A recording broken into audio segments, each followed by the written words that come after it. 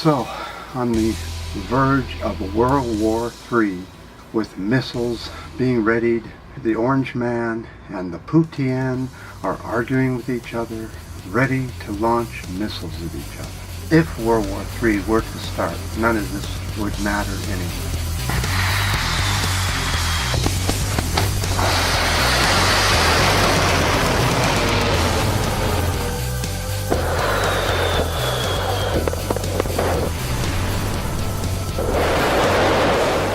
But that's not at all what I want to talk about today.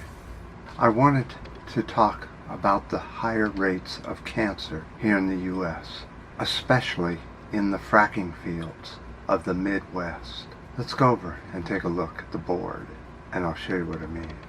So, a new study from Colorado School of Public Health found that people living near oil and gas wells had an 8 times higher rate of getting cancer. How close do they have to be to get within the range of cancer?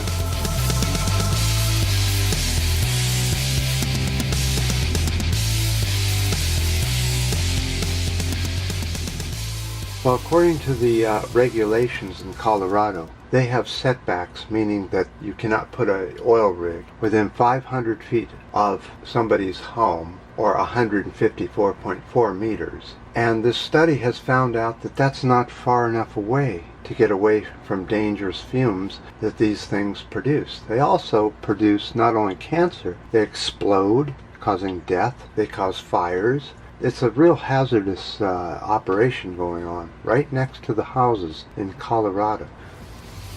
But that's not all. Let me tell you this.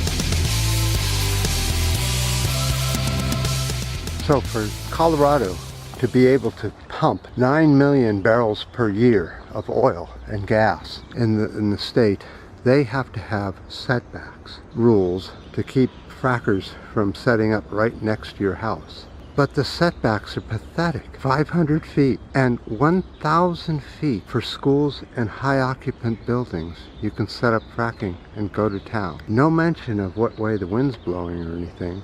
So, in the state of Pennsylvania, here in the U.S., another area that's trying to fight the fracking onslaught, they found that if you live within 1 mile of a pumping rig, oil rig or a gas rig, you have a 39% chance of having upper respiratory problems. You know, you can't breathe. So, in 2017, there were more than 60,000 active wells in Colorado.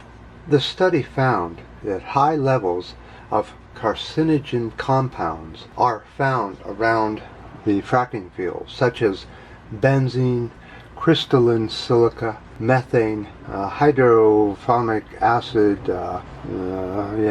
These things are being breathed by all the people of the U.S., especially around the Midwest, where they just don't seem to care much about the health of the people. But in California, in Los Angeles, the setbacks are only 300 feet for both commercial and non-commercial buildings. And in Oklahoma, here in the U.S., the setback rule, there isn't any.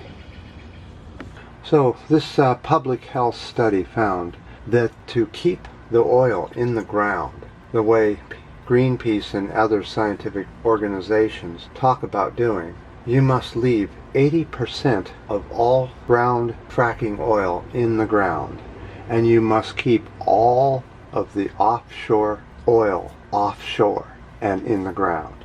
If you bring these oils into use here on the planet Earth, the 2-degree maximum that humans can go will be passed very quickly. So with all what's going on, fracking hardly even seems important anymore. But just in case we do make it through the next week or two without annihilating ourselves in World War III, well, then this is important, and we do need to take pay attention to it. The only way you're going to live healthy is if you take care of yourself. Don't depend on governments and other people to do it for you.